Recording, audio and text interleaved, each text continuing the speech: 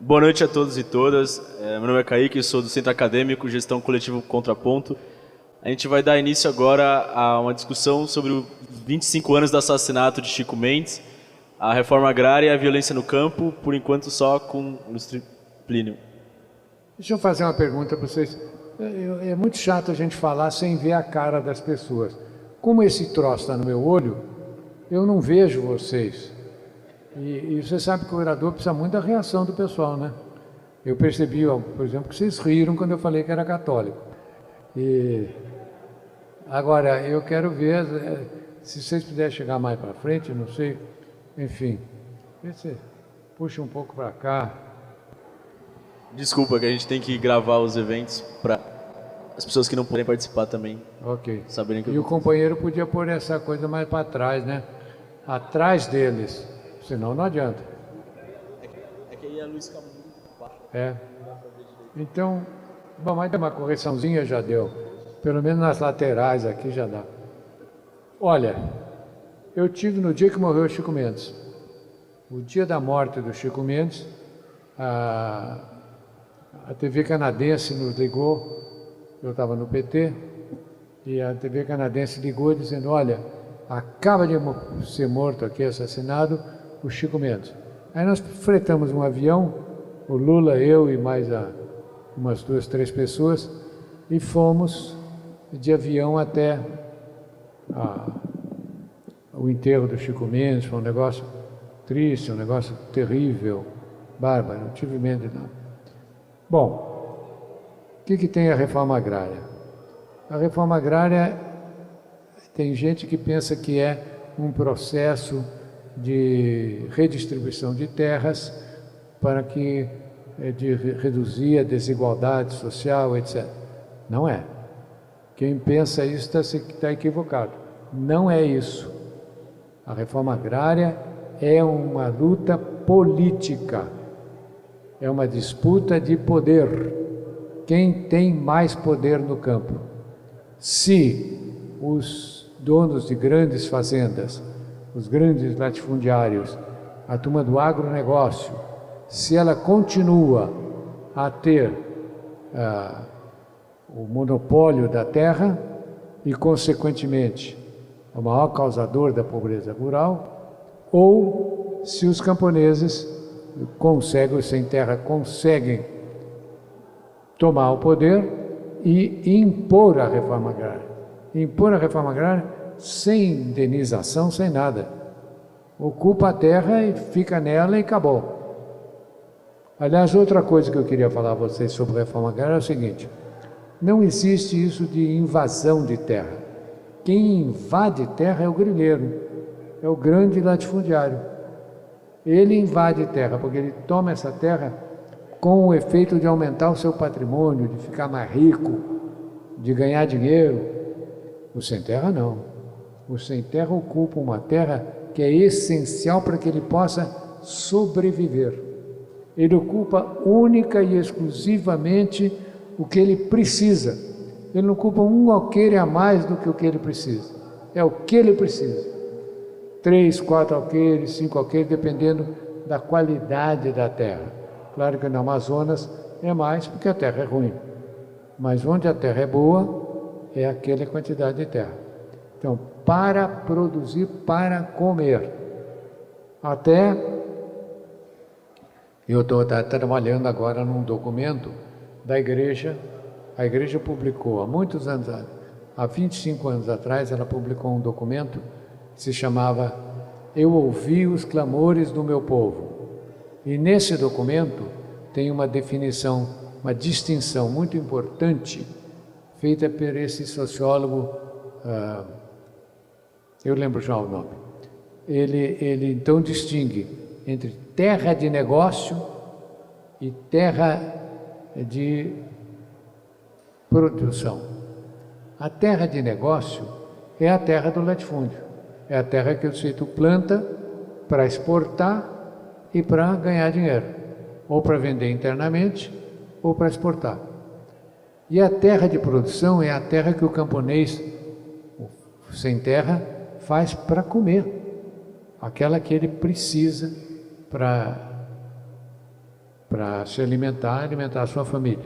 Então essa é uma distinção crucial que vocês devem usar. Compreende? Terra de ocupação não é terra de reforma agrária, de latifúndio, não é uma terra de negócio, é uma terra que deve ser protegida. Aliás, o Superior Tribunal de Justiça reconheceu que essa terra é de propriedade, a posse assegura a propriedade dessa terra. Então, isso aqui é a primeira coisa a pensar quando se fala em reforma agrária. Estamos falando de disputa de poder. Disputa de poder, que inclui educação, saúde, alimentação, etc., mas, na essência, é tomada de terra e distribuição de terra. Se não houver isso, não há reforma agrária. Não estamos falando de reforma agrária. Estamos falando de qualquer outra coisa, menos de reforma agrária. Então, é por isso que é importante a gente ter isso muito na cabeça para ajudar o movimento do Sem Terra, para lutar com eles, a favor deles. Então, a reforma agrária distribui terra e, junto com a distribuição de terra, faz uma distribuição de educação, saúde e, sobretudo, alimentação. Os sem terra são tão pobres que até num primeiro momento, por exemplo, outra ideia que precisa ser tirada, de que a reforma agrária vai aumentar a distribuição de alimentos na cidade. A curto prazo não é assim. A curto prazo, ao contrário, vai faltar alimento na cidade. E vai faltar por uma razão muito simples, porque o sem terra, ele não tem o que comer. Então, quando ele ganha a terra dele, a primeira coisa que ele faz, porque antes, para poder ter um mínimo de vestuário, alugar uma casa, etc., ele precisa vender a produção dele. Então, a maior parte da produção dele, ele vende e come pouquíssimo dela e come a parte não nobre dela, os alimentos não tão nutritivos. Ele fica no carboidrato ali, um arroz, um feijão, mas ele não come aquilo que precisa. Quando ele ganha a terra, ele imediatamente começa a comer mais. Quando ele come mais, cai. É certo que depois que ele organiza a terra dele, que ele reconstrói, que ele recompõe a fertilidade natural dela, porque ele cuida do meio ambiente, coisa que o grande latifundiário não faz, é um predador. Ele é o contrário, ele defende. Quando ele recupera, o que demora um tempo, ele então produz muito mais, mas exponencialmente mais. E aí então você vai ter realmente uma abundância e baixar o preço da terra da cidade. Mas é um equívoco, uma ilusão, pensar que no primeiro momento acontece isso. Então, por isso é que é difícil a reforma agrária. É porque o pessoal não vê uma relação imediata entre a distribuição de terras e o aumento da produção, o aumento do alimento mais barato para si próprio. Outra coisa que é fundamental é que a gente conseguiu o apoio do operário urbano para a reforma agrária.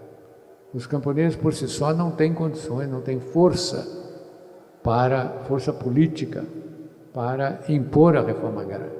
E se não impuser a reforma agrária, não tem reforma agrária, como vocês estão vendo aí com a Dilma e viram com Lula. Não tem condição. A bancada ruralista na Câmara Federal tem mais de 250 membros. Com esses membros, ela tem a força suficiente para vetar qualquer projeto do governo. Se ela quiser, não fica um. Quando eu fui deputado, eu fui o relator da reforma agrária.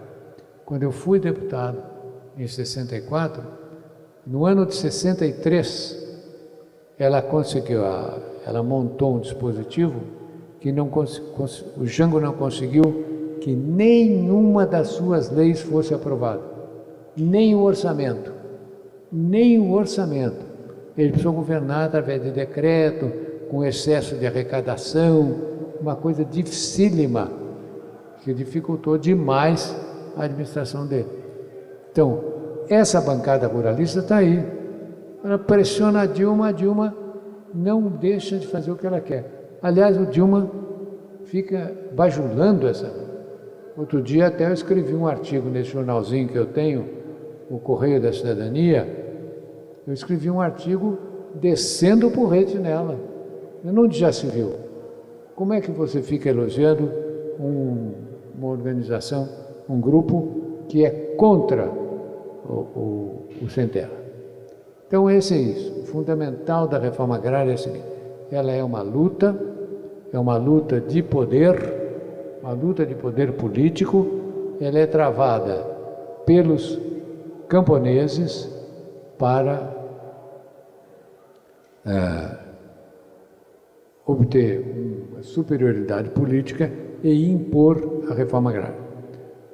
Hoje ainda eu li no Le Monde Diplomatique um artigo, na versão brasileira, um artigo muito bom do Gilmar Mauro. Bom, mas muito triste, porque a reforma agrária está liquidada, está abandonada. O João Pedro Stedley, ele foi, na verdade, cooptado pelo Lula. O Lula cooptou integralmente, dividiu o Sem Terra. Metade do Sem Terra estão contra o Lula.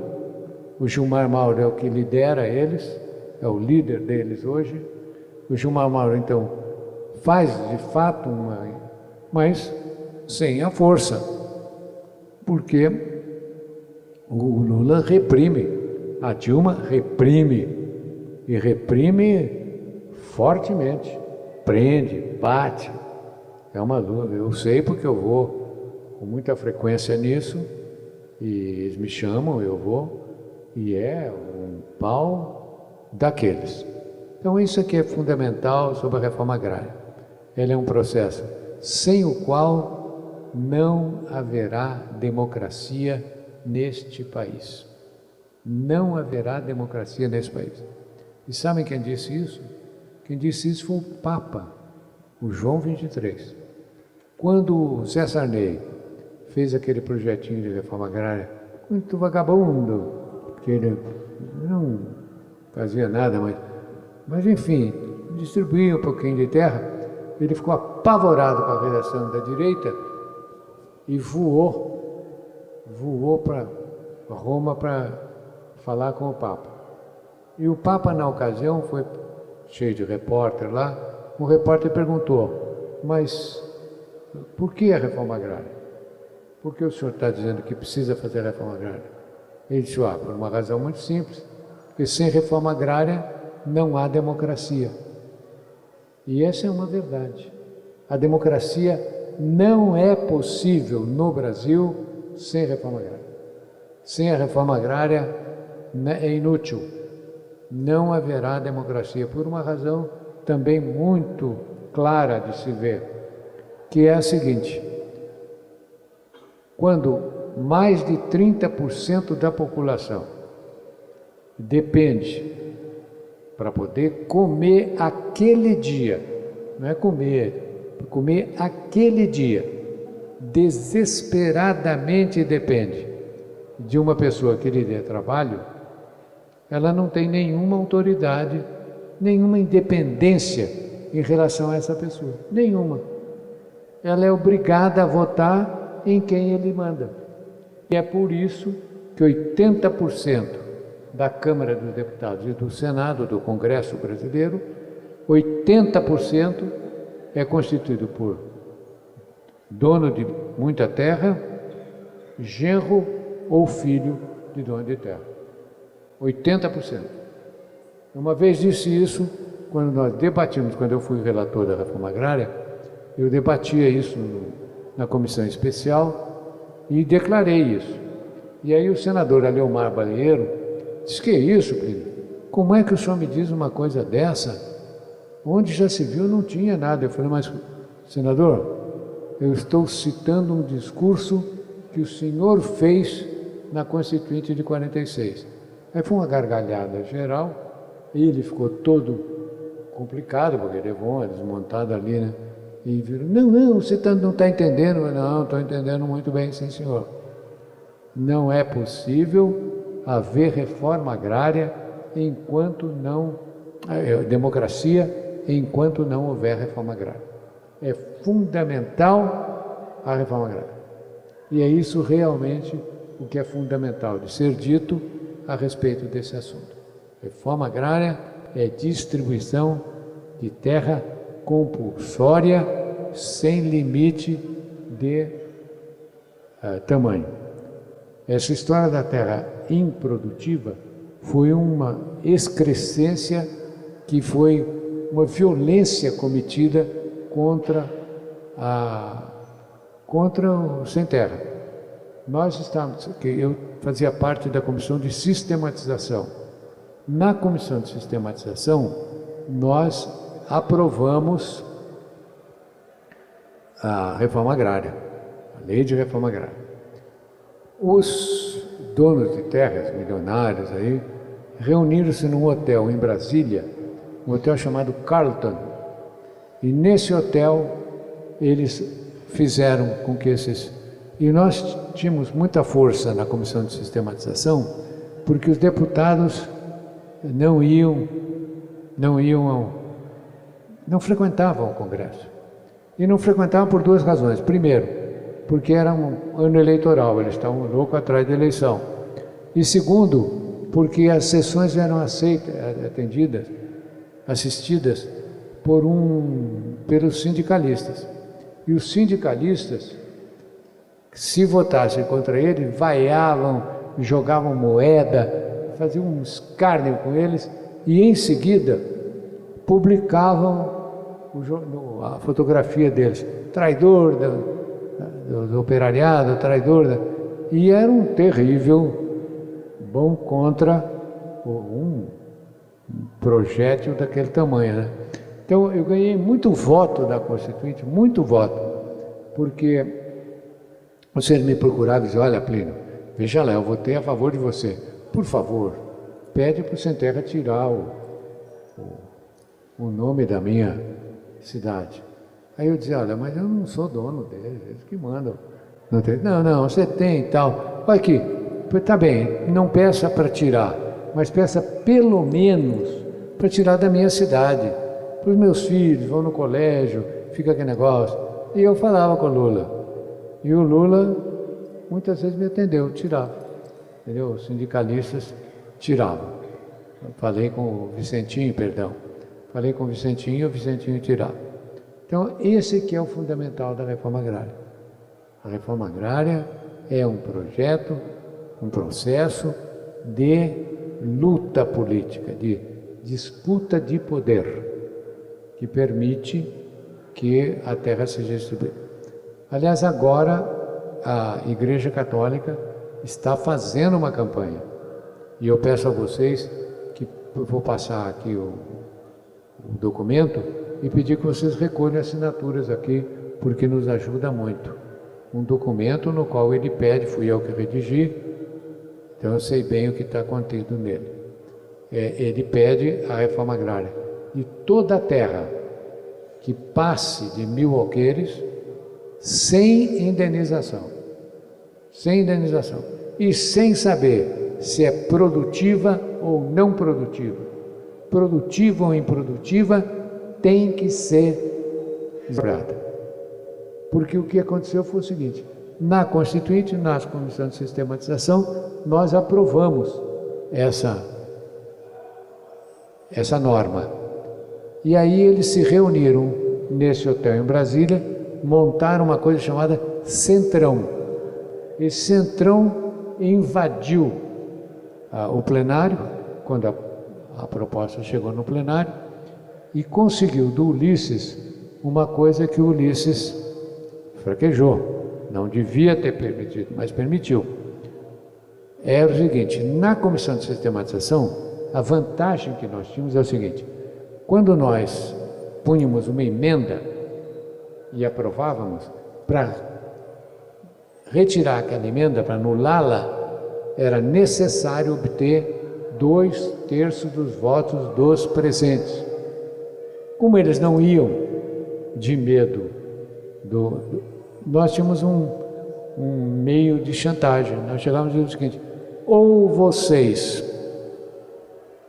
nos dão quórum sem verificação de presença, ou nós derrubamos a sessão. Aí eu peço verificação, o presidente é obrigado a dar e cai a sessão, aí não tem constituinte. Se é para ter constituinte, precisa isso. Como eles queriam a constituinte, eles precisavam da constituinte, eles toparam. E então nós conseguimos aprovar essa determinação. 1.000, nós conseguimos até menos, 500 alqueires de terra sem indenização. Quem pediu isso para mim foi o Jango. O Jango me chamou lá e disse, Plínio, você está propondo 1.000, eu queria pedir a você se você pode baixar para 500, porque 1.000 é muito forte, vai atingir muita gente, atingir um monte de velhinha, e 500 é mais fácil, entendeu? Eu atinjo mais pessoas, porque então passamos para 500. Agora a igreja está pedindo 1.000 hectares de terra. Ela está reclamando de fazer uma desapropriação sem saber se é produtivo ou improdutivo. Aí eles introduziram essa questão. Como mudou o sistema de votação, nós não tínhamos 2/3. Aí eles puseram essa ideia dizendo o seguinte, terra improdutiva. Isso liquida a reforma agrária. Acaba com a reforma agrária. Por que que acaba? Porque no dia que o presidente decreta a reforma agrária, o advogado do latifúndio entra com pedido. E aí o advogado vai levando, isso já tem desapropriação aí pedida há 15 anos e não tem, não faz, não consegue. Até porque os juízes ajudam também, né? Que com essa lei também, se eu fosse juiz, eu dava. Dá para... Mas eles juntam a fome com a vontade de comer. Tudo que é juiz é filho de fazendeiro, dono de fazendeiro, genro de fazendeiro, também não faz reforma agrária. Então, esses são os pontos fundamentais. E esse é o que nós estamos fazendo agora, e eu quero pedir a ajuda de vocês para esse trabalho, para esse esforço, o apoio de vocês para essa luta. 1.000 hectares de terra serão desapropriáveis, produtivas ou improdutivas. Não há necessidade de nenhuma comprovação. Era isso o fundamental. Eu estou à disposição se vocês quiserem fazer alguma pergunta. Obrigado. Só antes de abrir para perguntas, gostaria que o Plínio comentasse a invisibilidade da violência no campo na mídia brasileira, de como as mortes crescem, as pessoas são marcadas para morrer e a mídia esconde toda essa violência. Há um complô, na verdade, há uma conspiração, há um grupo. A igreja, o latifúndio, a polícia, os governos e a mídia. A mídia só apresenta o sem terra como vagabundo, querendo tomar o terra dos outros, como sujeito que não prestam. Não é verdade, absolutamente inverídico. Absolutamente inverídico. Mas é isso que eles fazem. Obrigado. Quem quiser fazer perguntas, pedir para se inscrever com a Esther. Mas inscrever é complicado. Levanta a mão e eu vou dando aí. Então tá. Fala alto, simplesmente. Vai ter que ser. Não tem outro jeito. Boa noite a todos. Boa noite, O senhor foi deputado da Constituinte, da Constituição de 1988, e nesse trabalho que vai a minha pergunta. O senhor propôs a instituição do Tribunal Agrário. O senhor gostaria que o senhor explicasse melhor isso, e o fim da Justiça Militar. Também o senhor propôs como Constituinte, de 88. E hoje a Justiça Militar é uma que tem alto custo, né? E que seria um privilégio, um foro, resquícios, né, do regime de exceção cívico-militar. A outra pergunta é relacionada a terras para Rose. Serão somente 7 palmos abaixo da terra? Terras para Rose. Rose. Terras para Rose. Rose foi uma militante do MST do Rio Grande do Sul que faleceu atropelada e que lutava por uma terra para sua família. Sim. Desde o início da história, e enfim. E a terceira seria em relação ao Papa Francisco, da santidade católica, infalível, da infalibilidade papal. Se a Igreja Católica, ainda que haja sido desapropriada na Revolução Francesa, ainda hoje não detém muitos imóveis, tanto no Brasil como no mundo inteiro. Se ela não poderia ela mesma fazer doação das suas terras, das suas propriedades imóveis, para dar o exemplo, não só no discurso, na retórica, mas nas ações, né? Nas palavras, porque as obras é que mostram quem são as verdadeiras pessoas, não só no discurso. Muito obrigado. Vamos seguir por parte. Eu vou responder essa aqui, depois você vai me fazer as outras, que eu não me lembro mais. É o seguinte: primeiro, não é verdade que a Igreja Católica tenha muita terra. Não é verdade. Eu sei porque fui eu que fui encarregado de defender. E eles me mandaram os documentos todos, eu examinei os documentos todos. A Igreja Católica tem os seminários têm alguns seminários, não todos, alguns que têm terra, mas a terra não é muita. Eu tenho até não tenho de cabeça, mas eu posso dar para vocês no e-mail, para quem ligar para mim, para escrever, eu ponho no e-mail. E essas terras são usadas para alimentação dos seminaristas, totalmente usadas. Pouca terra e totalmente utilizada. Isso faz parte desse complô que junta latifundiário, juiz de direito, governo e meios de comunicação de massa. A pergunta inicial foi, o senhor como deputado constituinte da Constituição de 1988... do Tribunal Agrário. Tribunal Agrário. E depois da Justiça Militar. Exato. Pois bem, no Tribunal são duas experiências muito curiosas. A primeira foi a seguinte: Tribunal Agrário. A discussão era a discussão das emendas feitas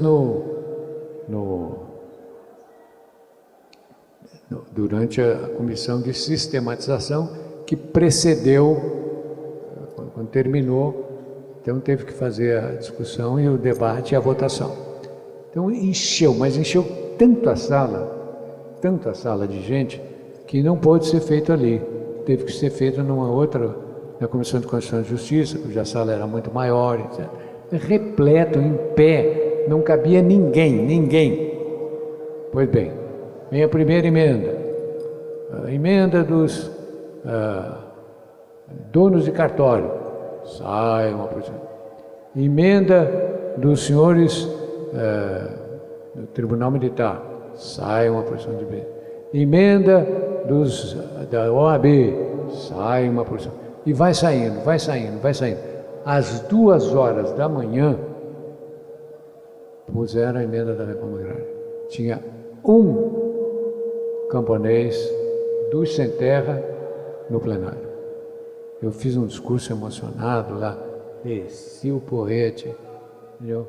Dizendo que é um único, quer dizer, uma questão que diz respeito a um bandinho de advogados, 40 mil, 50 mil no Brasil, um bandinho ainda bem menor de dono de cartório, sai para comemorar. Então, quando chega naquilo que tem 30% da população do Brasil, tem uma pessoa. Uma pessoa. A mesma coisa foi outra emenda que eu tomei uma sova daquelas. Eu, aliás, costumo dizer que eu sou, como constituinte, fui uma espécie do general Aureliano Buendia, dos 100 anos de solitude, que lutou 30 revoluções e perdeu todas. Eu lutei todas as emendas e perdi todas. Eu fiz a proposta de eliminar o Tribunal de Segurança Militar. Não tem razão. Não há razão alguma para esse tribunal. Nenhuma. Nenhuma. Nenhuma. Não tem razão de aplaudir mesmo. É isso mesmo. A troco do quê? É um cidadão como qualquer outro. Por que essa discriminação? Por que essa questão de que tem um? Ah, mas foi inútil. Foi inútil. O ministro do Supremo Tribunal Federal, que era o presidente da casa na ocasião, pai desse Pimenta da Veiga, mandou me chamar lá. Disse, olha, Plínio, não, mas precisa, não tem jeito. Os ministros militares foram me procurar, o deputado e tal, e eu fui irredutível. Não concordei. Resultado, tomei um couro. Esse da reforma agrária e esse do... Tomei também outro couro fortíssimo dos donos de cartório, que eu já contei. A outra, sobre Rose, se... Eu não sei bem do que se trata. O documentário foi feito de terras, chamado Terras para Rose. Era uma militante que foi atropelada. Eu não estou a par, não tenho ideia, não sei o que dizer porque não conheço o caso. Não tenho ideia. Tá? Quem mais tem alguma palavra? Por favor, suba aqui.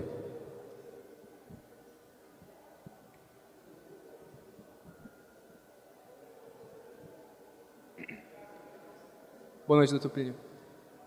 Eu gostaria de... Não é exatamente uma pergunta, mas eu gostaria que o senhor comentasse do massacre de Corumbiara e do massacre de Eldorado dos Carajás, que aconteceram em 95 e 96, do Sem Terra, e as medidas que foram tomadas a partir disso, no governo do Fernando Henrique e assim por diante. Bom, um massacre deliberado, né? Foi um assassinato. Eu, na ocasião, estive lá. Fui lá defender, ver se conseguia a aparição. Até hoje não foram condenados. Até hoje estão processando. E vai prescrever tudo. Vai acabar prescrevendo e aí acabou. É um absurdo, uma coisa inominável, mas que está acontecendo. Inclusive os policiais que fizeram o massacre do Eldorado dos Carajás no Pará, eles estavam sem a identificação. A insígnia para não serem identificados. Ou seja, não é que aconteceu um desaguisado e aí deu... Não. Eles foram deliberadamente dispostos a massacrar. Então, apesar disso, até hoje não foi. Eu não sei o que tem que para julgar esse caso, pois é um caso evidente, foi filmado, tem filme, não precisa nem testemunho, nem confissão, nem nada. É botar o filme e condenar. Não condena. Até hoje não condena. É o complô. E outra coisa que eu queria perguntar para o senhor é que o senhor foi um dos criadores do segundo Plano Nacional de Reforma Agrária, que depois não aceitaram. Eu queria que o senhor comentasse do seu plano que o senhor fez. O Plano Nacional de Reforma Agrária foi um plano feito pelo José Gomes da Silva. É um planinho moderado.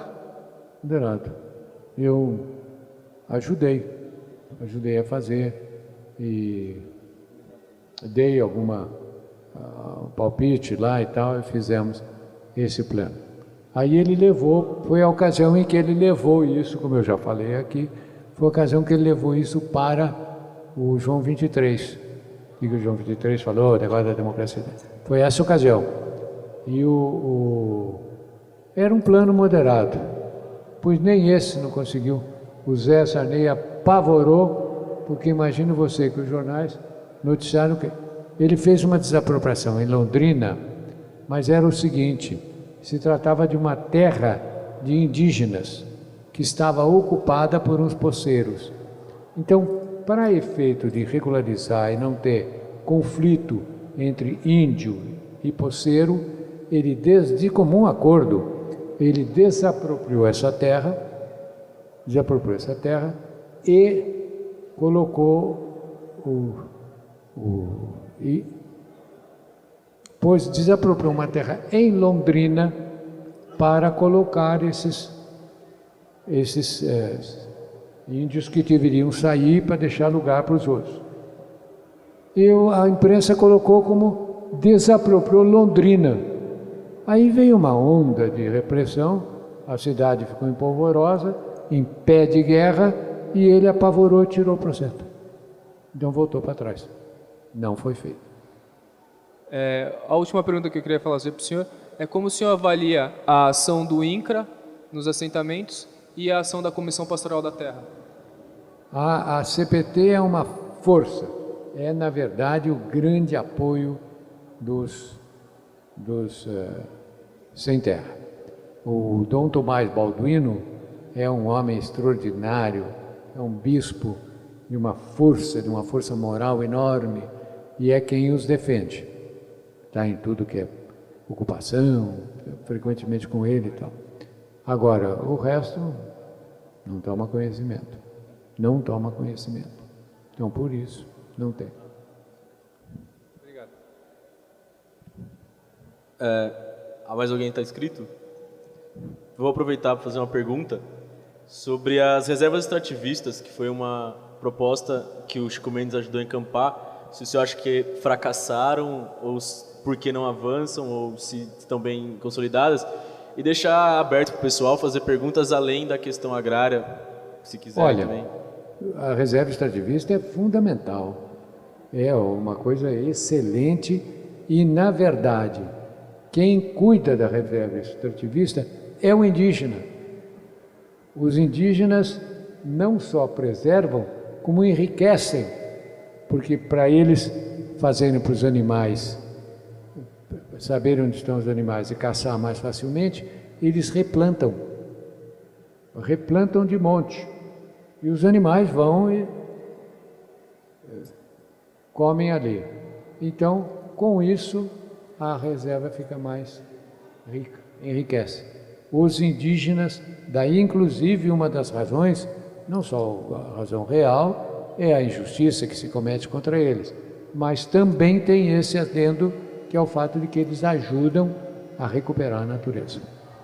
Mas há uma denúncia, assim, não é uma denúncia, mas um documentário produzido pelo Congresso mostra na reserva Chico Mendes os seringueiros produzindo gado, porque eles não têm, porque é uma mercadoria com maior liquidez e então garante mais estabilidade econômica. Como o senhor vê isso? Como falta apoio do governo para garantir essa estabilidade para o seringueiro e manter a reserva extrativista? Total.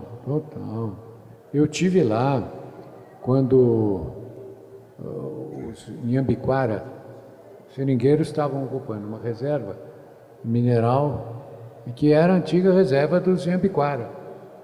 E estavam fazendo o diabo lá, entendeu? E violavam as índias, porque as coitadas não têm maior, vivem pelada, e, enfim, faziam o diabo lá. Eu fui lá com esse procurador Fonteles, o Carlos Fonteles, e fomos lá para defender os indígenas. E, na ocasião, eu vi a barbaridade que eles faziam. Nós quase caímos do avião. Nós estávamos chegando de helicóptero e veio um avião, passou, mas raspou a nossa cabeça. E eles faziam essa barbaridade de estar lá com os... Aí eu perguntei para um deles, ele me mostrou isso. Eu falei, dá muito ouro aqui. Ele disse, tirou uma coisinha, abriu para mim assim, estava cheio de pó de ouro. Aí eu disse, se você anda com essa fortuna aqui, ele disse, doutor Plínio, aqui ninguém rouba ninguém, porque se roubar, nós mata. Aqui não tem justiça, nós mata. Foi assim, direto, um negócio tremendo. Eu voltei e falei com o brigadeiro, pai desse pianista, Arthur Souza Lima. Cheguei lá e falei, brigadeiro, está acontecendo isso assim, assim, o senhor tem que tirar esses homens de lá. Ele disse, mas como que eu vou tirar? Eles não saem. Você bombardeia. Dá um aviso, faz um aviso e depois manda a brasa. Dá um tiro de advertência fora do campo e diz, olha, se não sair em 5 minutos, eu mando brasa. Ele ficou apavorado. Senhor Plínio, não posso fazer isso. Não entendo. Realmente não entendo. E o fato é que não fez. E o fato é que ficaram lá. Se tiver mais alguma pergunta, estou às ordens. Se quiser perguntar sobre outros assuntos também. Doutor Plínio, desculpa, de novo. Eu queria saber como o senhor avalia a questão do sindicalismo rural, que foi regulamentado apenas em 62, por isso é muito novo. Como o senhor avalia isso? Olha, é muito difícil. O camponês é um homem muito solto, coitado. Ele não é um homem organizado. Ele não é um homem politizado. Ele não sabe ler, não sabe escrever. Tem uma vidinha ali presa, entendeu? Então ele não é é muito difícil sindicalizar. Muito difícil. Justamente, eu li o artigo que o senhor escreveu falando justamente da terra de negócios e da terra de viver, que foi os termos que pelo menos o senhor usou. Terra de viver ou terra de produção, ou terra de vida. Exatamente. Que o senhor falou. E nesse artigo o senhor fala que o psiquismo do homem do campo, como é que eu posso dizer? Ele se alterna entre muita submissão e a insurgência. O senhor continua com esse ponto de vista? Exatamente isso. Ele, por um lado, tem a revolta da situação que ele sofre. Por outro lado, ele é um submisso, ele acha que aquilo ali é o homem que dá comida para ele e tal. É exatamente essa ambiguidade que faz com que tenha pouca força. Muito pouca força. E o senhor continua considerando o movimento sem terra, como o senhor mesmo falou nesse mesmo artigo, como o movimento mais importante, assim como o Celso Furtado falou também, como o movimento mais importante social do Brasil desde o abolicionismo? Celso disse isso para mim. Celso Furtado me disse isso, disse, olha Plínio, depois da abolição da escravatura, o movimento cívico mais importante do Brasil. Obrigado. Vou chamar o Fábio, que estava inscrito primeiramente. Boa noite, Dr. Plínio, tudo bem? Eu gostaria de saber a opinião do senhor, que o Brasil, o problema da terra no Brasil é histórico, né, a questão do latifúndio e tudo, e ainda hoje no Brasil você tem uma bancada ruralista muito forte, muitos deputados, e dentro do governo eles têm uma força muito forte, dentro do poder legislativo, que teoricamente representa a ideologia, os pensamentos do povo. Gostaria de saber como o senhor explicaria isso, que no Brasil, com a desigualdade social que tem, com a questão do latifúndio, que ainda assim tem uma bancada ruralista tão grande e tão poderosa no governo. Muito obrigado. É o sistema eleitoral. É o processo de... na verdade, o ponto central é o financiamento de campanha. Eles têm um dinheiro maluco, então eles têm um dinheiro de campanha. As campanhas de deputado federal são campanhas senador, então, são campanhas milionárias. Para vocês terem uma ideia, vocês se lembram da campanha de presidente agora, que a Dilma fez um negócio de televisão muito bonito, em que aparece a Baía de Guanabara, a empresa do Brasil, do Chuí ao Oiapoque. Aquele anúncio custou 10 vezes mais do que o dinheiro que eu tive para a campanha. 10 vezes mais. Então, é claro, eles elegem a maioria. Elegem a maioria dos deputados. E dos quais 250 são esses.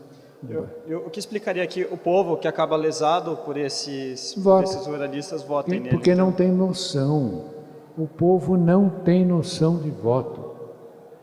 Uma das coisas que você deve fazer, que é uma experiência importante para vocês, inclusive que vão ser advogados, é a seguinte: quando tiver uma eleição, vão na rua para instruir o povo como é que vota. Para perto de um colégio eleitoral e apresenta lá, qual é o seu eleitor, o seu número. O senhor é na seção tal, indica. Aproveita, eu fiz isso, e aproveitei para perguntar, quanto é, quem que você pretende votar? A imensa maioria dizia, no candidato, dizia, por quê? Doutor, porque o meu tio, porque o meu primo, porque ele me prometeu um emprego. Quer dizer, os motivos são os mais incríveis. A falta de politização do brasileiro é uma coisa impressionante. Eu, quando comecei a minha vida pública, eu fui promotor na cidade de Sertãozinho. E essa cidade tinha um distrito chamado Pontal. E nesse Pontal surgiu uma denúncia de que um vereador havia inscrito uma porção de eleitores analfabetos. Naquele tempo, o analfabeto não podia votar. Quem estendeu o direito ao voto foi a Constituição de 88, um projeto meu, aliás. Pois bem, fomos lá.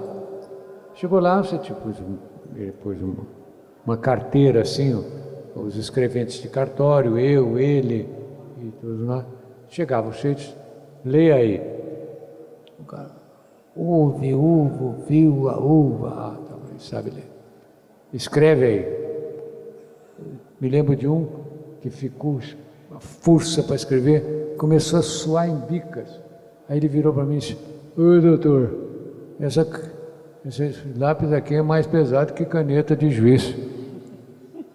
Não, o Guatambu, isso é caneta de juiz, é mais pesada do que Guatambu. Guatambu é aquela inchada, né? Então, bom, eu fiquei impressionado. Depois de uma terceira ou quarta vez, estava muito chato aquilo, eu virei para o cara e disse assim, me diz uma coisa, quem é o presidente da República? Ele me respondeu, Getúlio Vargas. Getúlio Vargas tinha morrido há um ano, fazia um ano. Aí eu comecei a perguntar para todos. Eu não lembro mais exatamente as porcentagens, mas posso dizer a vocês o seguinte, mais de 50% respondeu o seguinte, Getúlio Vargas. O resto respondeu Princesa Isabel, Marechal Deodoro da Fonseca, Dom Pedro II. Para ele, a ideia de presidente não era um chefão importante. Você tem uma ideia como é ignorante, como é a cabecinha, não tem nada, né? Bom, quando eu fui exilado no Chile, eu fui encarregado de fazer palestra, conversar e, sobretudo, investigar, saber o que pensava os sem terra, os camponeses do Chile. Eu me lembrei e fiz a pergunta. Me diz uma coisa, quem é o presidente da República aqui? Então eu vou dizer a vocês. Todos, não é que foi 95%, 99%, não. Todos, sem nenhuma exceção, todos me disseram, presidente, o Frei, Eduardo Frei. Vários me disseram, Eduardo Frei Montalva, que era o sobrenome do cara. E muitos outros me disseram o seguinte: Eduardo Frei Montalva, mas eu não votei nele. Eu sou comunista e votei pelo Salvador Allende. Então, a diferença é brutal. Por quê? Porque o camponês chileno, ele não é um assalariado rural como aqui, um ex-escravo. Não. Ele é um pequeno produtor, porque lá o sistema o dono da terra não cultiva a terra. Ele dá em arrendamento um pedacinho de terra familiar para um sujeito cuja obrigação, a resposta, ele deve dar 2 dias por semana de graça para o dono da terra. E esse dono da terra, então, dá a ele isso, ele cultiva esses 2 dias.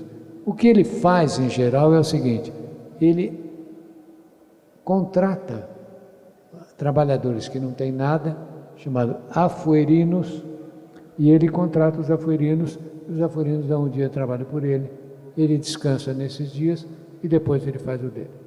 Então, por isso é que eles estão outro tipo de cultura, nenhum deles errou, nenhuma vez. Faz sentido discutir reforma agrária sem discutir a formação política do brasileiro, professor? Acho que não. Isso é uma luta política, tem que se discutir exatamente denunciando esse tipo de cultura política e, digamos, propondo a sua modificação. O Fabrício estava depois na lista.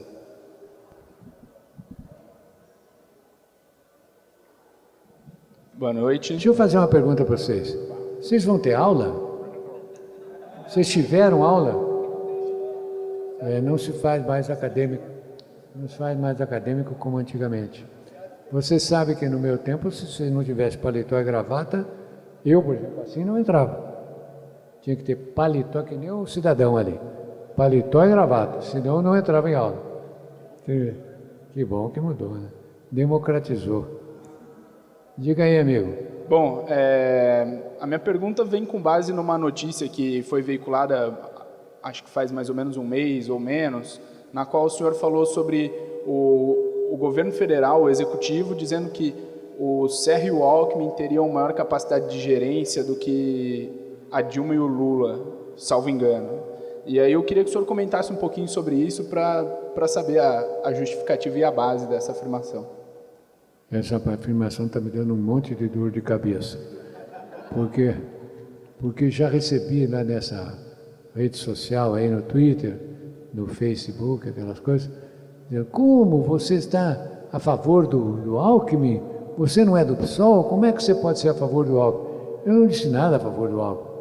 Eu apenas disse o seguinte, que ele é um sujeito honesto. E eu sei disso porque eu fui promotor em Pindamonhangaba, o pai do Alckmin era agrônomo lá, fomos grandes companheiros, ele era muito católico também, e nós fizemos vários trabalhos juntos, inclusive uma vez fizemos um jogo de futebol, solteiros e casados, para conseguir recursos para dar agasalho, comida, para uma casa de meninos pobres. Então nós fizemos isso. E eu conheci esse Alckmin menino lá, menino. Depois disso, nós fomos colegas na Câmara dos Deputados, colegas e muito amigos. Então eu declarei isso, que ele era um sujeito correto. Então. E ficaram bravos, não trabalhando. Mesma coisa que eu fiz com o Serra. Eu não disse que era favorável ao Serra, também levei um monte de coisa. Eu disse simplesmente uma coisa que é verdade. O Serra tem defeitos graves. Ele é violento, ele é reacionário. Agora, ele é um grande administrador. Ele é um administrador formidável.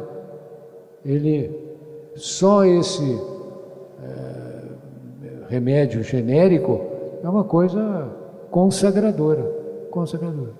O Serra é extraordinariamente competente. Foi o que eu disse, nada mais. Tá. Aproveitando, se o senhor puder e quiser explicar um pouquinho, quais são suas expectativas para as eleições, principalmente as estaduais desse ano?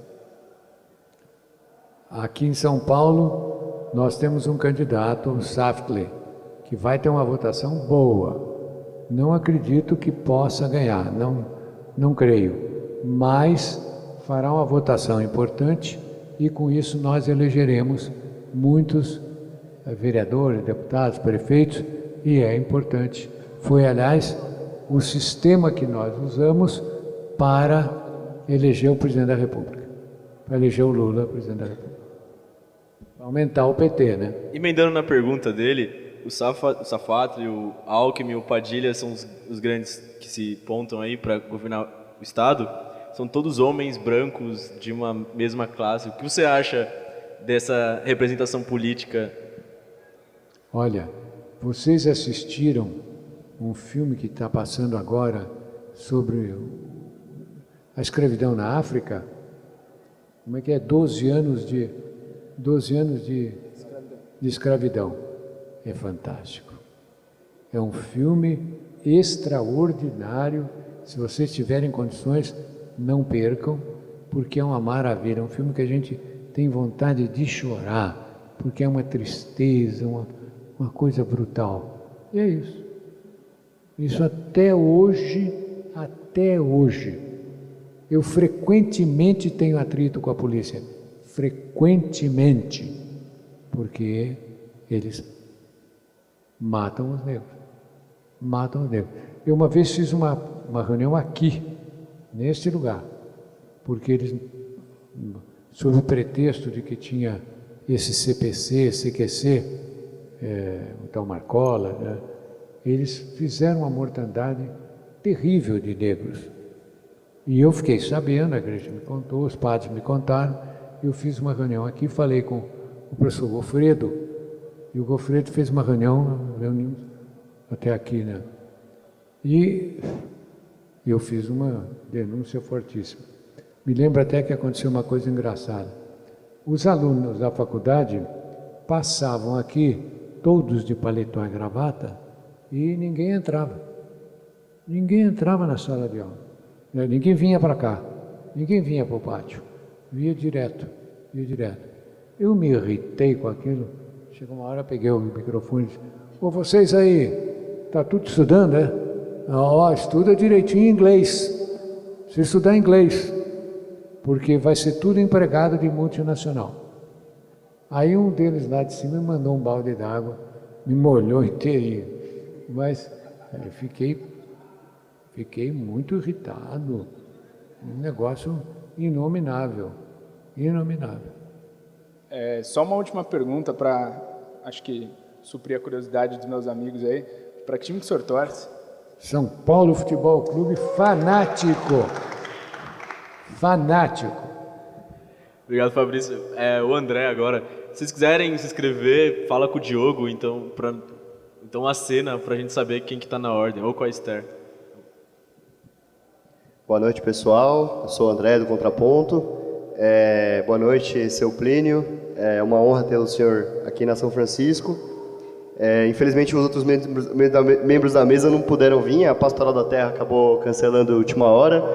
E o Ivan Valente teve um problema com o voo de Brasília. Era para ele chegar às 9 horas, iria chegar mais tarde ainda. Ele acabou também cancelando a presença. Aí acabou sendo praticamente um roda-viva com o professor Plínio de Arruda Sampaio. Plínio, eu como membro estudantil da São Francisco, queria perguntar para você como é que eram as arcadas naquela época, como é que era o movimento estudantil naquela época, quais eram as bandeiras que vocês tinham naquele tempo. Tem uma história, o senhor é um grande contador de histórias, tem uma história que conta que vocês na época, quando o senhor fez gestão no centro acadêmico, né? O senhor fez gestão aqui no 11 de agosto. E tem uma história que conta que o senhor, na época da gestão do senhor, o pessoal assinou a lista de presença da sala de aula como o CA 11 de agosto, né? Deu um problema ali que a ferramenta de mobilização dos estudantes foi a sinalista CA 11 de agosto. É uma história que contam. E a gente até está vivendo um problema com a grade curricular atualmente, e por isso até a lembrança dessa história, desse caos. Queria perguntar exatamente disso, de movimento estudantil, como é que eram as mobilizações naquela época, a disputa política na União Nacional de Estudantes e a ditadura. Como foi a luta política da ditadura aqui na São Francisco? O Contraponto vai fazer um ato no dia 1º de abril, aqui na faculdade, de lembrança dos 50 anos do golpe civil-militar. Aqui no Largo, na verdade. Olha, foi o seguinte, é importante dizer isso. Eu, quando fiz essa manifestação aqui, que eu tomei o jato d'água e tal, eu fiquei muito impressionado com o fato de que os alunos não paravam no pátio. No meu tempo, a gente vivia no pátio. Aliás, eu devo dizer a vocês, é fundamental a vida do pátio. Você tem, na verdade, dois sistemas de ensino. Você tem um ensino na sala de aula, é um. Mas aquilo que você aprende na sala de aula tem um valor, mas não é todo. O valor real tem quando você discute aquilo aqui, porque é aqui no pátio que você discute o que o professor disse, se você está de acordo, se você não está de acordo, e isso é que faz você ensinar. Eu notei essa diferença aquele dia e comentei no dia seguinte com um colega meu, que é hoje professor aqui. E ele me disse: Plínio, é uma diferença brutal. No meu tempo, a coisa aqui era no pátio. Agora, esses meninos estudam o dia inteiro, mas estudam de verdade. Nós até estudávamos. Eu mesmo era um bom aluno. Tal. Nós até estudávamos. Mas a discussão aqui no pátio era o dia e noite. Pois bem, a razão é muito simples. No meu tempo, quando eu fui aluno, ninguém tinha menor temor de não ter emprego depois de sair da faculdade. Eu tinha certeza que teria um emprego. Aliás, eu fui contratado por um emprego antes de sair da faculdade. Eu, como estagiário acadêmico, eu fui contratado para trabalhar no escritório de advocacia, ganhava lá um dinheirinho. Agora não. Acho que agora é uma dificuldade. Então o pessoal precisa se preparar para poder garantir. Que é uma explicação perfeitamente lógica, né? Muito justa, e é isso que eu queria dizer a vocês. Agora, você me perguntou mesmo o que? Foi a União Nacional de Estudantes, Centro Acadêmico. A UNE. Eu propriamente não participei da UNE. Nós cometemos um erro. Nós da Juventude Universitária Católica, da qual eu era membro e fui até presidente. Nós não participávamos da política. E foi um erro não participar, porque, por exemplo, o Almino Afonso foi quem liderou aqui dentro o projeto da Petrobras. Nós não tínhamos essa presença, era um erro grave. Nós não participávamos da gestão da UNE. O que eu participei aqui, porque não era um cargo político, foi presidente da assistência jurídica, que os estagiários têm departamento e dão assistência judiciária gratuita a quem precise tenha uma ação qualquer e não tenha meios financeiros para fazer isso. Então ela propõe e os professores ficam em cima e ajudam, etc. A gente vai a cada professor e apresenta o caso, o professor explica e a gente faz a defesa. De modo que eu não fiz parte da gestão acadêmica.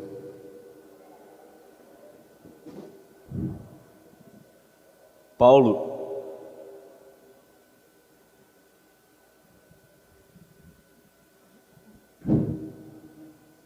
Oi, não, Paulo. Eu queria perguntar sobre o Marcelo Freixo.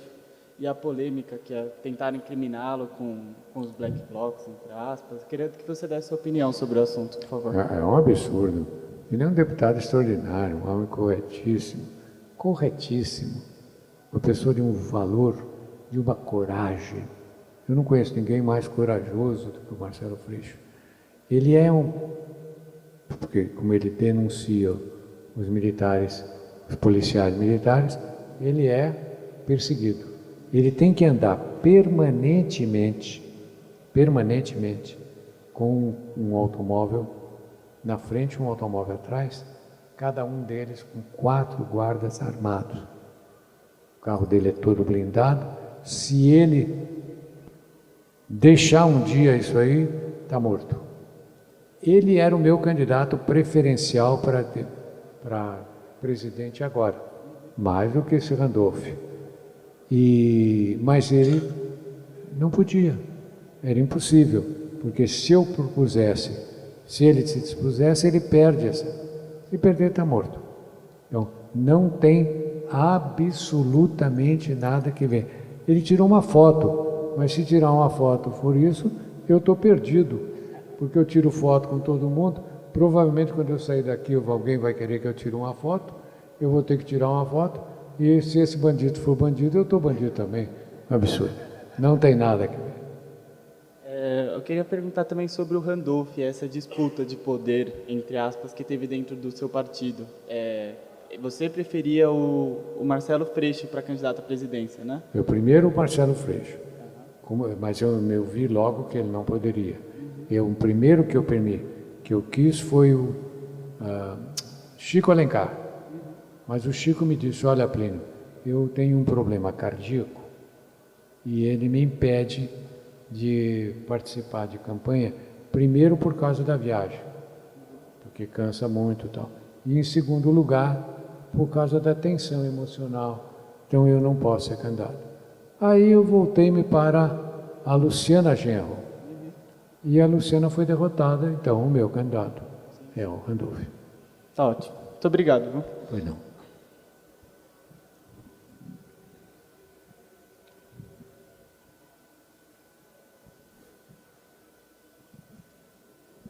Voltando um pouco na questão agrária, eu queria perguntar para o senhor, meio que como está o MST hoje, porque no final dos anos 90 a gente via muito a luta pela terra, a luta dos camponeses sem teto, ganhando inclusive as massas urbanas, né, a grande opinião pública. Na 96, 97 teve a novela Rei do Gado, né, que é praticamente uma elegia à reforma agrária no horário nobre da TV Globo. E o massacre dos Carajás sensibilizou muito a opinião pública, o tema estava muito em pauta, MST era sempre capa de revista, capa de jornal. Na época do FHC, as médias de ocupações por ano eram 346 mil, ou seja, uma média altíssima de ocupações de terra. Essa média no governo Lula caiu para 250 mil, e no governo Dilma retrocedeu para quase o período do Geisel, assim, em níveis de ocupação de terra. Então os próprios dirigentes do MST, o STED, atribuem muito isso à questão dos programas sociais do governo Lula e Dilma, tipo Bolsa Família, aumento real do salário mínimo, diminuição do desemprego, fizeram muito que as massas do campus tivessem outras alternativas de renda, que fizessem com que eles não se arriscassem tanto, arriscassem a vida pela luta da terra. Então, há também a questão do judiciário, né? Há mais de 250 processos de apropriação que param no judiciário. Esses processos dariam 25 mil famílias assentadas. Então, eu queria que você comentasse que alternativas há para o movimento pela reforma agrária, pelo movimento pela terra, hoje, nessa conjuntura, onde há muitas opções para o camponês que não se arriscar tanto, não arriscar a sua vida pela terra. Hoje há muitos mecanismos de saída da completa marginalidade. Então, há um processo de diminuição de militantes nas fileiras do MST. O MST diminui a cada ano. Diminui o número de ocupações, diminui tudo. Como fazer para essa questão avançar nessa conjuntura de avanço nos programas sociais, de avanço na diminuição do desemprego, de avanço nos programas de distribuição de renda? É isso. Olha, tem um culpado, tem um nome para isso. Tem um culpado disso. Chama-se Luiz Inácio Lula da Silva. O Luiz Inácio dividiu o movimento. Ele cooptou O João Pedro tem feito um papel feio, coitado. Está se desfazendo como um grande líder. E está sabendo, está percebendo isso. Outro dia encontrei com ele num avião, fui cumprimentá-lo, notei que ele detestou eu ter ficou constrangido. A verdade é a seguinte, ele largou. Ele faz um papel ridículo que é o seguinte, ele ofende o governo Lula e tal, o governo Dilma, e desce o burrito, mas ele não tem que fazer isso. Não é essa a função dele. A função dele é ocupar terra, é ordenar a ocupação de terra, organizar a ocupação de terra. Isso ele não faz. Não tem coragem. Então fica uma situação muito complicada, muito complicada. E tanto que está dividido o movimento. O Gilmar Mauro, não sei se vocês viram uma entrevista dele agora no Le Monde Diplomatique. O Gilmar continua tentando, mas daí muito mais fraco. Está dividido, não tem força. Não tem força de jeito nenhum. E a sociedade urbana, é como eu disse para vocês, é um homem que segue não tem nada na cabeça. É uma tristeza. É tristeza. Eu tenho a impressão que já terminamos. Ninguém assinou. Posso fazer uma pergunta antes de encerrar? Claro. O senhor falou que na reforma agrária, primeiramente, a produção reduziria porque o camponês estaria preocupado em garantir sua subsistência, e aí depois ia aumentar a oferta de alimentos e com isso abaixar os preços. Mas isso não é observar a produção de uma forma como o camponês individualizado ali, ele e a família dele? Se você pensar numa produção de cooperativa, eles não teriam uma saída para desde o início já garantir a subsistência e conseguir comercializar a produção? Ele vai encontrar uma terra não fértil. Ele vai encontrar uma terra debilitada, que não produz, não tem quantidade de produção. É pouco produtiva porque está inteiramente raspada, inteiramente... Então, ele vai levar um tempo, entendeu, para recompor isto. O que ele fará, isso demorará um certo tempo. E esse tempo é o tempo que faltará comida na cidade, porque ele vai comer. E aí não vem comida para a cidade. É por isso. Mais alguém? Alguma pergunta? Acho. Ali.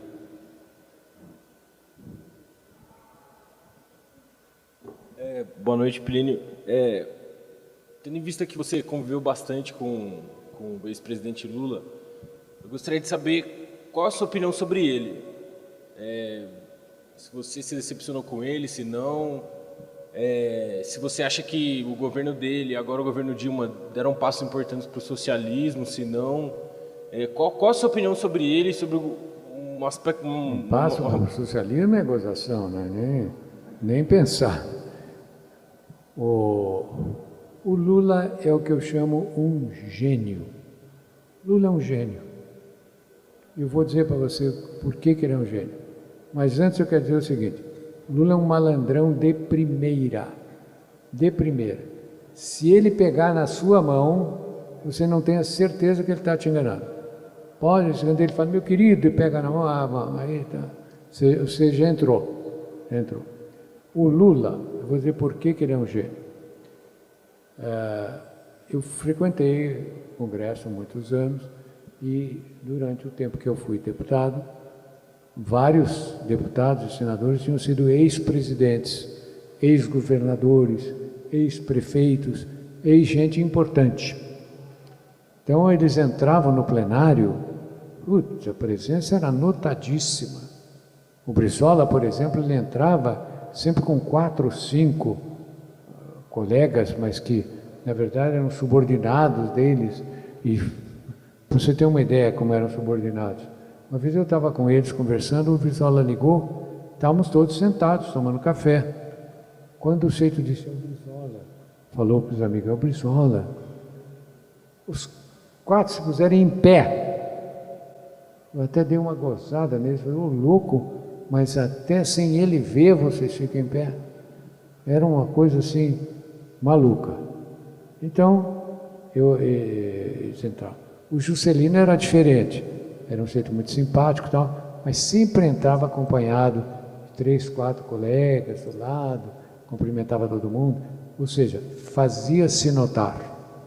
Segundo, essas lideranças usavam e abusavam do microfone cedido ao líder por privilégio de liderança. Pede a palavra a hora que quer e fala o tempo que quer. Mas usavam demais. O Lula não. O Lula entrava sempre com o Olívio Dutra. Uma linha nas costas aqui, Olívio Dutra na frente, do lado, conversando. Sentava na primeira fileira, não usava o microfone, senão rarissimamente, e quando usava, levava um discursinho escrito e lia aquele discursinho, ponto final. Em compensação, falava no pinga-fogo. Mas no pinga-fogo ele falava todo dia. Mas falava 5 minutos. O pinga-fogo é um expediente que tem no começo da sessão, em que cada deputado pode usar do microfone sem pedir a palavra, fica em fila e vai falando. Fala só 5 minutos. E ele usava esses 5 minutos para mandar recado para amigo que estava doente, para condolência para a mãe que faleceu, para prefeito que ia tomar posse. Não, nenhum discurso substancial, nada. Só isso. Compensação, ele ficava sentado na primeira fileira aqui e tinha um corredor. E nós lá sentávamos. Nós aqui, à direita lá. E o pau comia entre nós. E às vezes comia feio, mas muito feio. Muito feio. Da gente apavorar de medo de apanhar. E só não, eu uma vez tive que defender o professor Fernando Florestan Fernandes, porque queriam bater nele, eu precisei entrar, dar murro no sujeito e tal. Foi um negócio e não foi brincadeira. Pois bem, uma vez numa dessas, vem um cara de lá, a direita vem feito louca.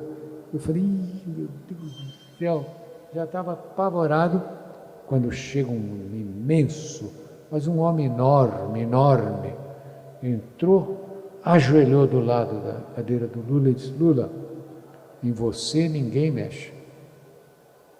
Você, os outros eu não sei, mas você ninguém mexe. Quer dizer, ele, ali, um jeitinho dele. Sabe por quê? Ele inventou um jogo de futebol. Um jogo de futebol solteiros contra casados.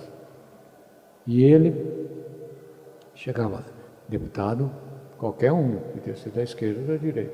Você vai jogar? Hoje à noite lá, 7h30, se não jogar, eu corto você do time, hein? Assina aqui para ver. O cara assinava, todos assinavam. Era tão importante esse jogo, tornou-se tão... Porque a televisão publicava, então vocês podem imaginar.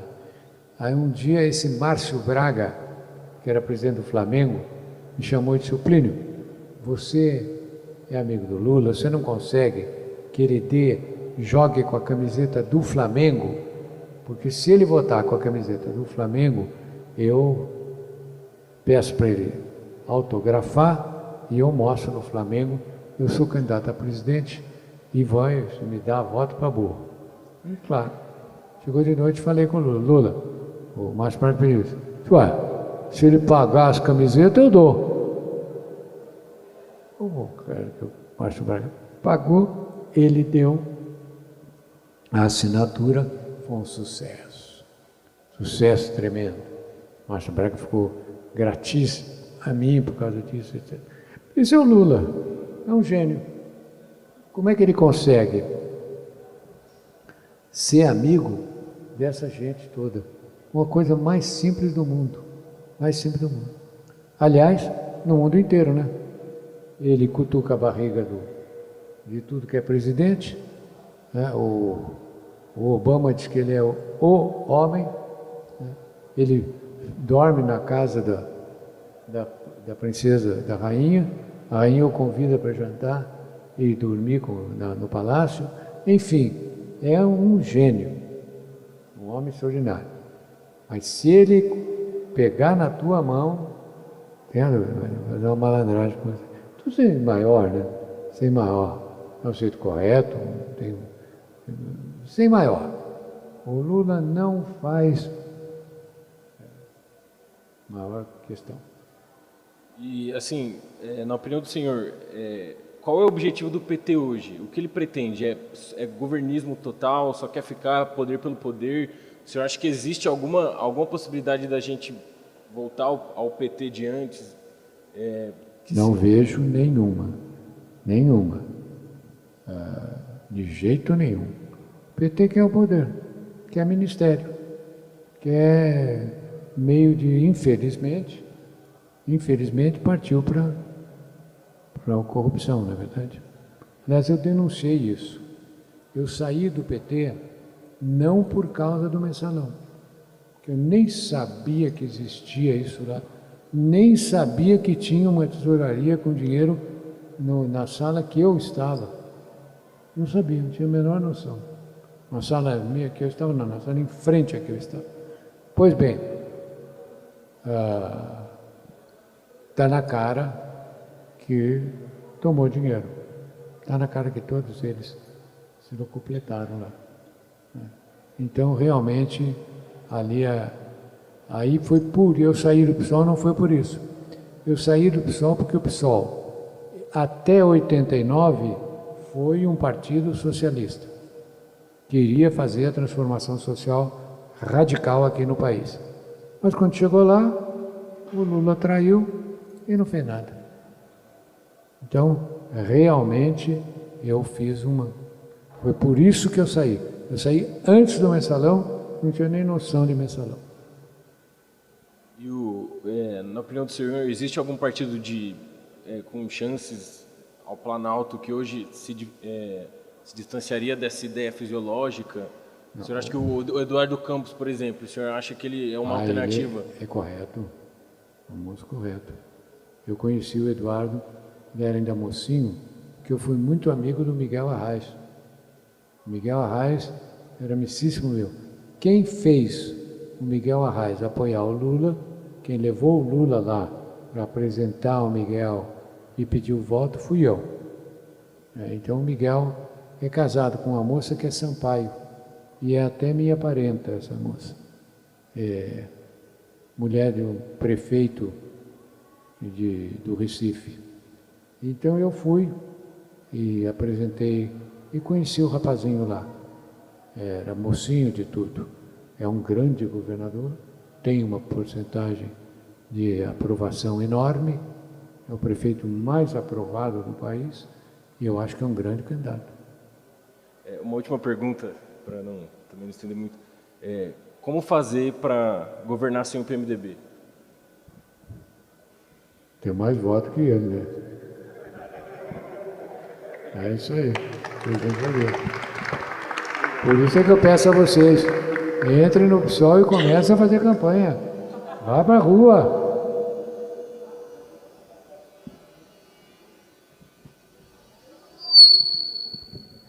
Boa noite.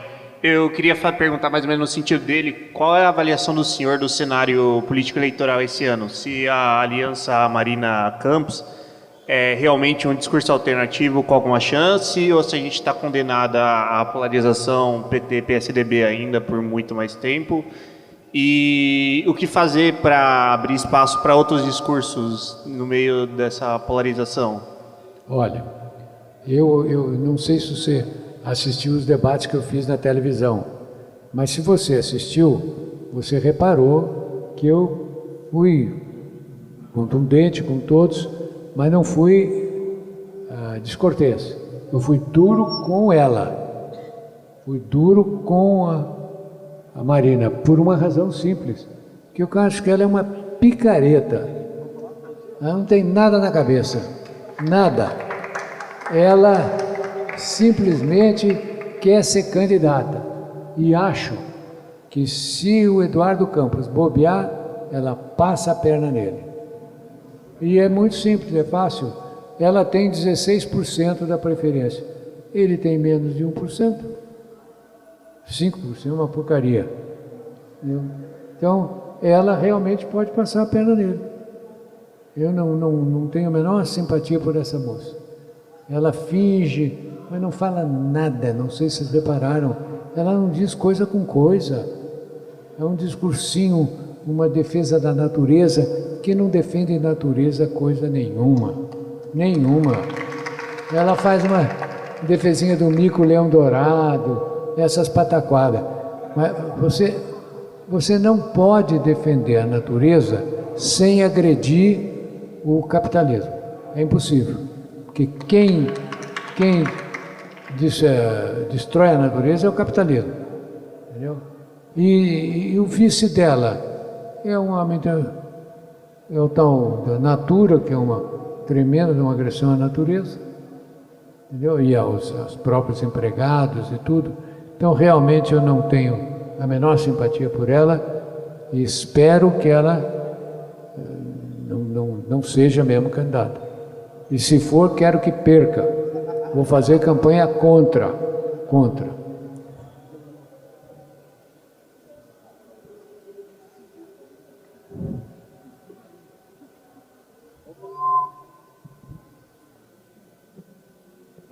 Plínio, aqui na entrevista para a Folha, o senhor falou que o Serra era muito competente administrativamente, no entanto, reacionário e violento.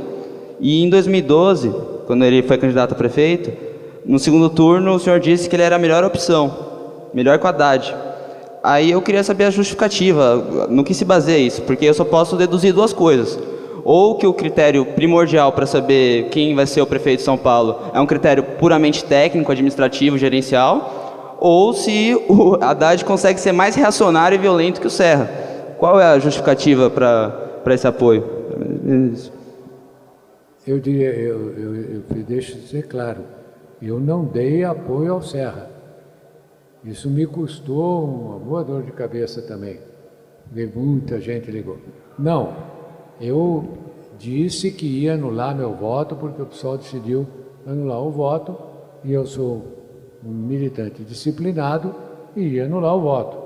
Agora, eu fiz um juízo não de valor, eu fiz um juízo de realidade.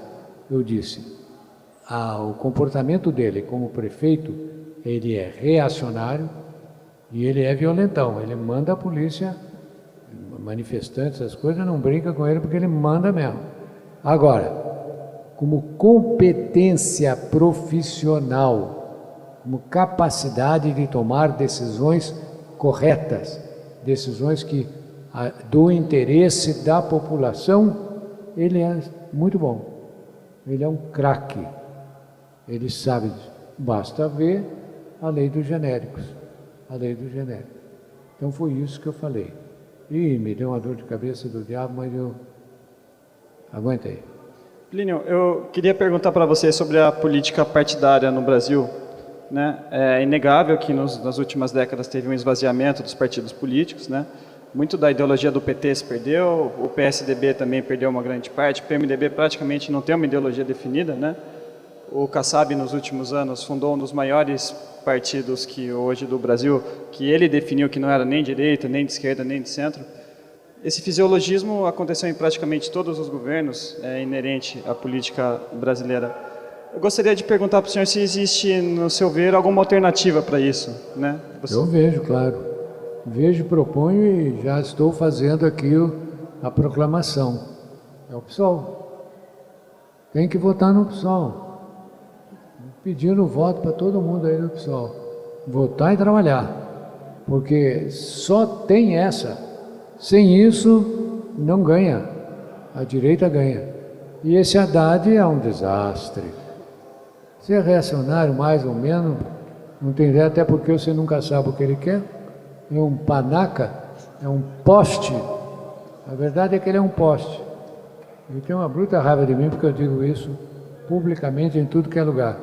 Outro dia nós fomos numa festa aí, o Suplicy chegou, seu Plínio, vamos lá que eu vou agradar, vou cumprimentar o Haddad, queria apresentar você a ele. Eu falei, pois não, vamos. Cheguei lá, falei, boa noite, Haddad. O mudo não respondeu e saiu na hora. Mas, Plínio, e a respeito, por exemplo, da reforma política, né? De você impedir que, de repente, deputados eleitos por um partido mudem, financiamento público de campanha, essas coisas que foram colocadas em pauta no passado nas manifestações, e hoje, praticamente, a ideia do plebiscito, do referendo, foi por terra. Como o senhor viu isso? Eu vejo da seguinte maneira. Primeiro, enquanto o PSOL, enquanto a esquerda, Partido Comunista, PCB, nós, não formos maioria, não tem reforma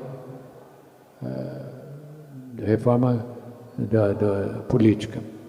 Se tiver, é para ficar igual.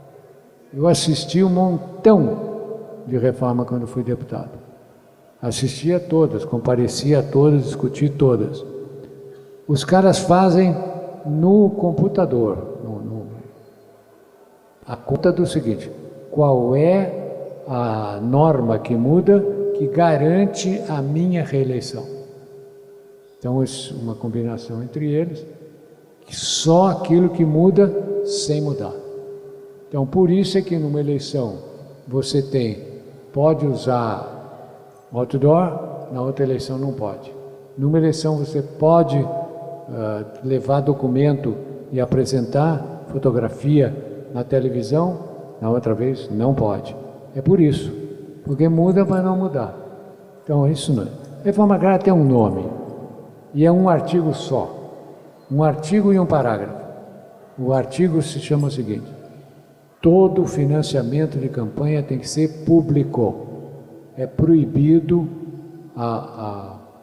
qualquer votação, qualquer dinheiro pessoalmente. Proibido. Parágrafo único. O cidadão que for a firma que der vai ser anulada, vai ser eliminada, e o diretor vai ser processado criminalmente. O cidadão que deu o recurso junto com o candidato. Pensando, por exemplo, você acha que, por exemplo, a formação política do brasileiro, que a gente já falou que é deficitária, tudo, se ela fosse melhor, se o povo se envolvesse, tudo, não pensando em esquerda e direita, nem um partido político em particular, mas ele ajudaria a combater esse fisiologismo, daria um programa mais claro para os partidos políticos? Nossa Senhora, evidentemente. Evidentemente. E como trabalhar essa formação política? Vocês, só vocês têm condição de fazer isso. Vocês têm que entrar no PSOL, vocês têm que ir para... E se quiser que o Brasil melhore, que não tenha corrupção, se de fato isto é um sentimento de vocês, se isto for um sentimento real de vocês, é o caminho. Entrar no partido, procurar o pessoal do povo e formar. Não existe outra maneira. Não há outra maneira. Então tá, vou... A jovem ali. Mais uma jovem. Vem aqui, por favor, para todo mundo poder ouvir.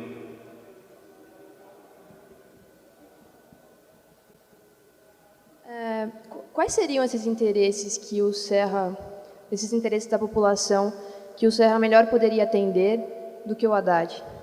Tudo. Transporte,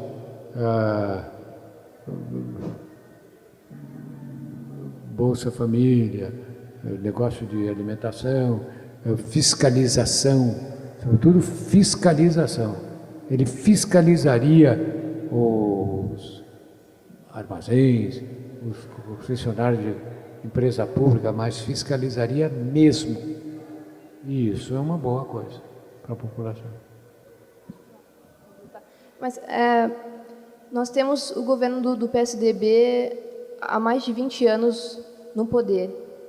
E nós tivemos ano passado manifestações que, de certa forma, estão revoltadas, demonstrando uma revolta contra esse governo também. E esse governo tem dado conta de atender essas demandas, mesmo na questão do transporte, por exemplo, e outras políticas públicas.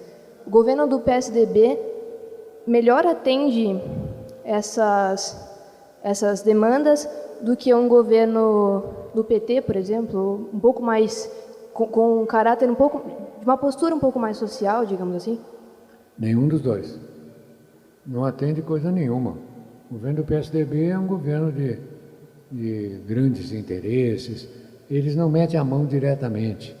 Eles fazem através de concessões aos grandes empresários, às grandes firmas. É diferente do negócio lá do mensalão, em que a turma mete a mão mesmo.